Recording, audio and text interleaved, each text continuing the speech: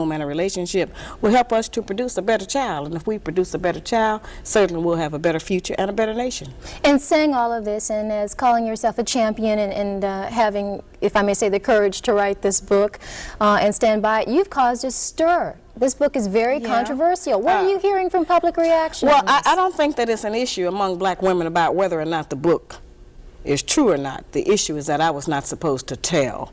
These are inside secrets and things that we have never let our men know about. And many times what is that we say?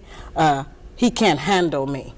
Well, many times he can't handle us because he doesn't know what it is he's trying to handle. He doesn't understand what motivates us. We have become very adept, many of us, as being able to do something right in front of his eyes and then convince him that that's not what he really saw at all and that it didn't happen. Because of our own emotional mechanisms, we harass our men too much. We nag our men too much, and we keep his mind and his head so bundled up and bogged down with all of our personal idiosyncrasies about our day-to-day personal relationship with him that a lot of times we don't free his mind up to go out and to plan sanely for our future and for the future of our children. Many of them come to us every day and they almost have to do a wind test. They don't know what's going on. They don't know who they're going to meet because we have a lot of reactions. We tend to think as black women that a successful relationship and one where we're happy is one where everything goes our way. And the first time it goes another kind of a way, then we go into hell, turmoil in our brain, and we start deciding, oh, I've got terrible problems with this man. He won't do what I want him to do. When our men have a side, we have been displaced. A lot of us don't really understand what slavery actually did to us and how much psychological trauma it did to us regarding what our proper roles are with each other, what our responsibilities are as man and woman in our various communities and relationships. We have never been debriefed from slavery. Not really. We have just, we know we had that history, but we don't know how it affected us. We don't know how much of our actual culture we lost, how much of our ideas were taken from us. We know that our religion was taken from us. We know that our names were taken from us. But we don't know how many other standards of day-to-day life have been removed. And while we have adopted the American way of doing things, they have not worked for us because we have a very special situation. We are not the same as everyone else. And a lot of the people who want us to pretend that slavery didn't exist or to forget about it, they've never been a slave. So they don't know what we're going through. They don't know what this has done to us. It has made us as black women insecure.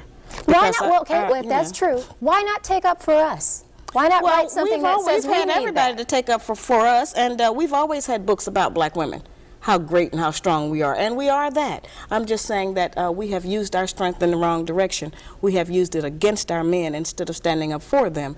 And if we start to support our men and to speak a good word for him publicly, then so many people won't be able to come against him and tear him down. And he won't have to feel so frustrated, and he won't be outside away from us looking for peace of mind with women of other nationalities, because we actually want our own black man. We need him back in our homes, and we want to have one. We're just living in a culture where they're trying to convince us that not only do we not need a man, but there's some other options to having one. And those options mainly are celibacy or lesbianism.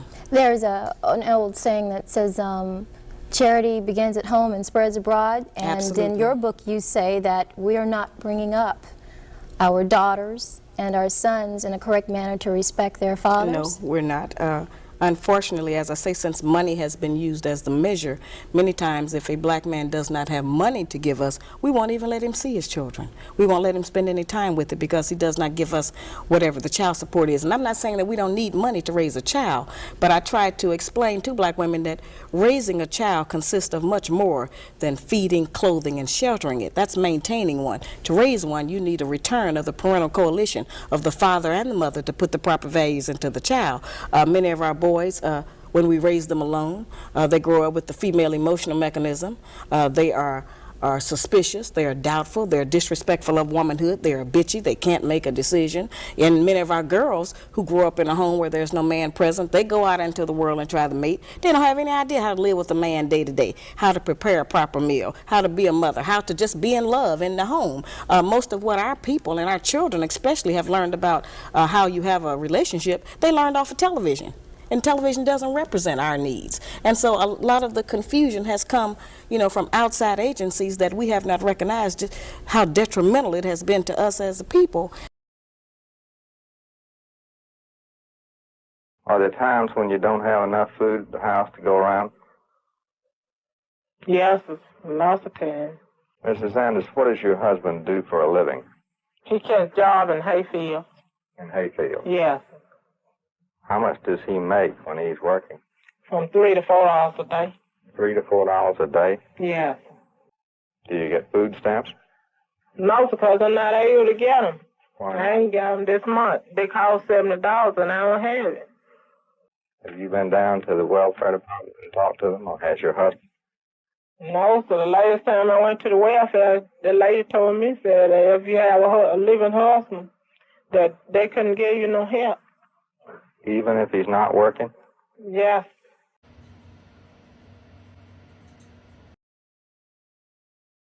My son gave me some ass. I'm my own boss and I got my own cash. I don't need a nigga, only thing I need some bad. Hey, Kiki, listen to me. Shut the Sitting in the car with her dad, she would look up at him in awe, and it's too wholesome.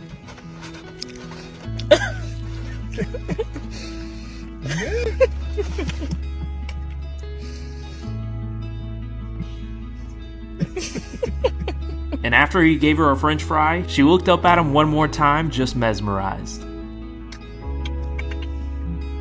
gotta get down now. You gotta get down. You know that? I'm sorry. You gotta get down. I apologize.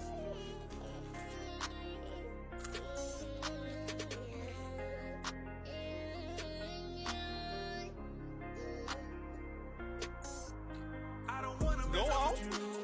Why do I do the things I do? I don't have a clue. Mia, let's go to bed. Come on. Come on. Come on.